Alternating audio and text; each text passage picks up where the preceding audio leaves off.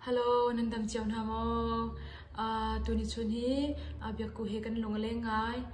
Rong cho kan chuat na kan khwa kan lai tlang te zong kan ngai. Atua kan chong nak he ai zo la se. Ramleng umi vel tin ha zong ni nan chuat sem nak nan kholen ram chiu te nan ngai tuk ve theula da ti azum na kan ngai le. Tuni chuna nan dam mo ti thong ban hal pa he nan chuat sem nak nan lai ram te zong kan lai ram te zong nan ngai tuk ve theula ti mi tha te in lung len kan ban idam na lai.